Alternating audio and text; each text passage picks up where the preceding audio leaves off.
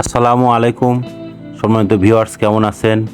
আমি মোহাম্মদ জাকারিয়া, পল্লী চিকিৎসক, মোটিভেশনাল স্পিকার। আপনাদের মাঝে আবার স্বাস্থ্য বিষয় নিয়ে আসলাম।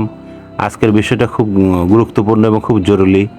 আপনারা প্রথম থেকে মনোযোগ শুরু করে শেষ পর্যন্ত অবশ্যই শুনবেন, তাহলে আপনাদের স্বাস্থ্য বিষয়ে আপনারা অনেকটা অ্যাডভান্স হতে পারবেন। তো বন্ধুরা, আপনারা অবশ্যই সাবস্ক্রাইব করবেন, শেয়ার করবেন, একটা লাইক দিবেন এবং নোটিফিকেশন অন করে রাখবেন, তাহলে প্রথমেই অন্যদের মাঝে আপনাদের মাঝে ভিডিওটা পাবেন। আজকের ভিডিওটা তাদের জন্য যাদের ওজন 105 কেজি বা 120 কেজি বা তারও বেশি এভাবে প্রতিনিয়ত বাড়তেছে, কিন্তু আমরা লক্ষ্য করতেছি না। দেখা যাচ্ছে মেদ ভুঁড়ি অনেক বেশি, পেট অনেক বড় হয়ে যাচ্ছে, মেয়ে এবং ছেলে উভয়ের জন্য, তাদের জন্য এই ভিডিওটা।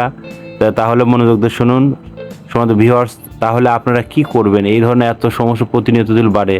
আমাদের মূল সমস্যা হচ্ছে যে আমাদের লাইফস্টাইল। আমাদের যখন খাবার খাই, আমাদের খাবার খেতে হয় 3টার সময়, সকাল 8টা, দুপুর এদিকে আপনার 12টা অথবা 2টা পার করা যাবে না, ওদিকে সন্ধ্যা রাত্রিতে 6টার মধ্যে। আমরা এই সময়টা এলোমেলো করে আমাদের লাইফস্টাইল চলে এবং আমাদের খাবারগুলো আমরা খুব পেট ভরে খাই, একবার পেটের নিচ থেকে গলা পর্যন্ত খাই। আসলে আমাদের এইভাবে না, আল্লাহ নবী রাসূলুল্লাহ সাল্লাম বলছে, তোমার যে খাদ্যটা সেটা 3 ভাগে তুমি খাও, হাফ, অন্তত আরও হাফ, এইভাবে 3 ভাগে ভাগ করে। আর হাফ হচ্ছে এবাদত, আর হাফ হচ্ছে নিজের অক্সিজেন বা চলাফেরা করার জন্য। আমরা করি কি উল্টাটা, আমরা করি হচ্ছে যে একদম পেট ভরে খাই।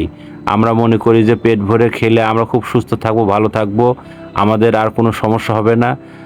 সম্মানিত বন্ধুগণ, আপনারা লক্ষ্য করে দেখেন যে আমাদের কিন্তু ঘরে ঘরে ডায়াবেটিস শুরু হয়ে গেছে। এর কারণ যে আমাদের শরীরে, আমাদের বডির কোনো কন্ট্রোল নেই। আমরা সব কিছু কন্ট্রোল করি, টাকা পয়সার দিকে কন্ট্রোল, মানে বাজার দিকে যে কন্ট্রোল, মানে সব দিকে, কিন্তু শরীরের দিকে কোনো কন্ট্রোল নেই, শরীরের দিকে কোনো ফোকাস নেই। তাই আমি বলতে চাই, আপনারা লক্ষ্য রাখুন, অন্তত রাত্রিতে খাবারটা একটু আগে খান, আর্লি ঘুমান, ঘুমটা কন্ট্রোলের দিকে নিয়ে আসেন এবং একটু পানি খান, কিডনি ভালো রাখেন।